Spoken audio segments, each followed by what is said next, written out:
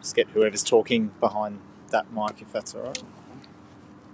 Audio-wise, Luke, can we get you to state your name and title first? Marcus Borman, Acting Superintendent, ACT Policing. Whereas, just speak up a little bit and we should be right for those mics. Beauty. All right, how's that? Marcus Borman, Acting Superintendent, ACT Policing. Thank you. Go for it. Right, earlier today at 4 p.m, a 26-year-old male who was in police custody for serious traffic offences as a result of an incident earlier this morning was under police guard at the Canberra Hospital when he was involved in an altercation with police and assaulted ACT policing members. During the altercation, the offender has fired an officer's weapon. The offender was disarmed by the police and restrained. The incident has been contained.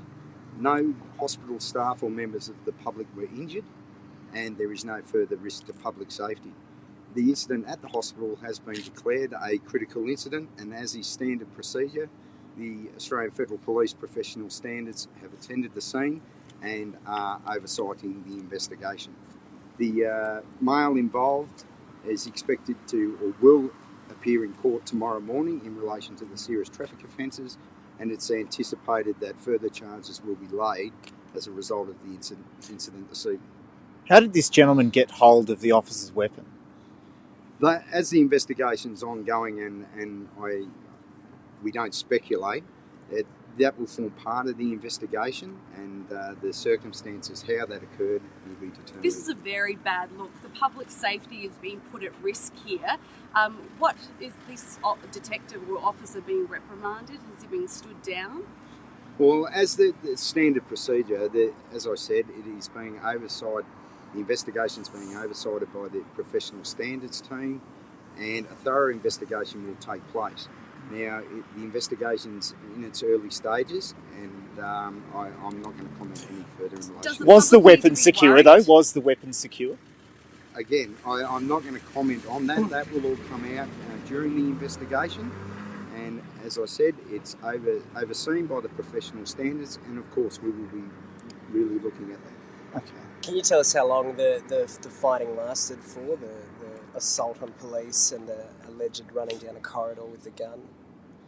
Well, I won't comment any further on the specifics of the incident, except to say that no members of the public were injured or hospital staff. The incident has been contained, and there's no further risk to public safety. Can you explain why the taser was discharged and when it was discharged, how many tasers were discharged, what happened there? I can't go into the specifics as the investigation's ongoing, and it will be overseen and it will all come out. Has the officer involved been stood down? You have to admit this is a bad look. Any incident of this nature is concerning. We will obviously look into all our procedures, but again, it's too early to speculate. It would be inappropriate to speculate, and at the end of the investigation, it will all be revealed. Just to be clear though, this gentleman, why was he in the hospital? What was he arrested for? What actually occurred before this incident here? He was in custody for serious traffic offences, and he's appearing at court tomorrow in relation to 2 counts of culpable driving causing grievous bodily harm. Is this in relation to the Yamba Drive incident this morning? Yes, it is. And what occurred there? Can you take us through what's alleged there? Well, again, as it's now before the court, it would be inappropriate to go into great detail. But what I can say is this individual was in a stolen car that collided with a number of other vehicles where people were seriously injured, and he is now in custody and has been charged with 2 counts of culpable drive GBH, drive a stolen motor vehicle, and attempted robbery. Obviously, the man was here at the emergency department. How serious were his injuries? I'm not going to comment on his injuries. Has the police officer been stood down? Sorry, I'm going to end that. No more questions, everyone. Okay, just to be clear, this gentleman, is he still at the hospital here tonight, the one that's under arrest? No, he's now been transported to the City Watch House where he will appear at court tomorrow morning. Right, and he's been treated for injuries and what happened after the taser was discharged as well?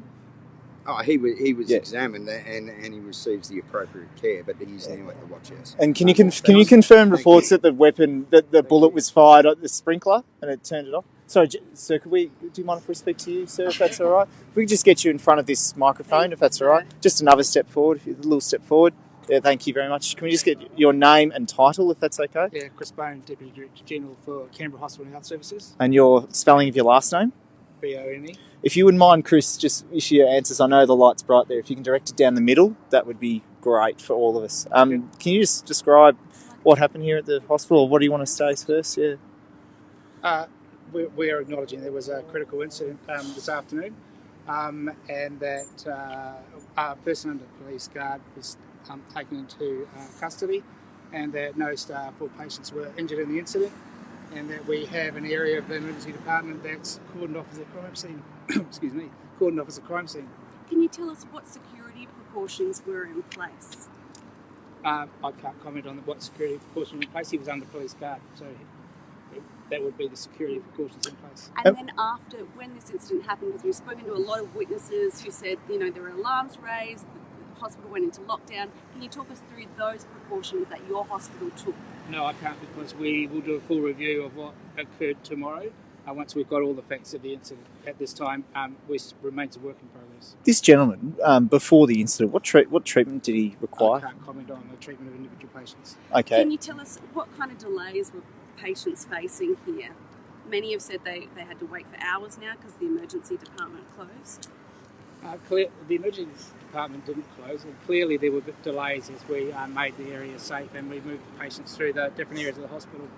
So I can't comment on individual delays for patients, but clearly there would have been delays as we made the place safe. What assurances can you give the public in terms of their safety? What's to stop this from happening again? And should they feel safe coming to the hospital? Yes, the patient should feel safe coming to the hospital, and we've put out a statement to that effect that it is safe to return to the hospital. Well, yeah, and how concerned are you for your staff who work here? I mean, it's not good enough, is it? We are concerned for our staff safety and our staff welfare, and to that effect, we've ensured that all the staff are physically safe, and we've put our processes in place to ensure that they've got emotional and psychological support today and in the ongoing days. And we've done the same working with the police for the patients who were in that area at the time. Has there been any damage to the hospital as a result of we heard reports about the sprinkler. What's occurred there? There's some minor damage, and we have isolated that damage. And once the crime scene has been cleared and they give the area back to us, we'll undertake a full review of what else is in there. But at the present time, it remains a crime scene. Was it flooding? Like, what sort of damage? Was it flooding, or was there wall damage? There's water damage, but it's minor water damage. What's been the disruption to services tonight? Clearly, the incident interrupts the normal flow of the department, and we've got to ensure the safety of the patients and the safety of the staff. So there will be delays for some people who are in the department at the time.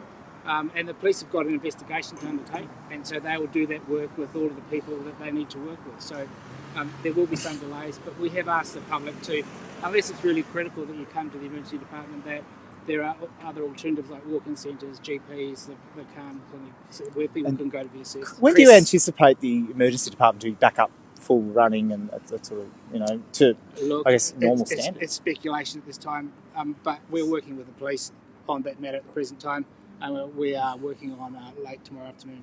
Obviously, police often guard patients inside the ED, and obviously police are often called to the ED for incidents. It's a dangerous workplace, and that's something that perhaps is acceptable to some extent. Do you think that it is just an unfortunate reality of working in an ED ward that sometimes these things happen? I don't think so. I don't think any level of violence is acceptable in the emergency department. And certainly the level of violence shown today is unacceptable, but we've got to do a full review of this. The police will follow their processes. We'll work with them in that space. Thank you, everyone. Just lastly, you must be incredibly relieved that none of your staff were injured. I mean, you've had pretty much a gunman on the loose. I'm very relieved that no patients and no staff were injured during the incident. Correct. Thank you for your time. All right. Thank you.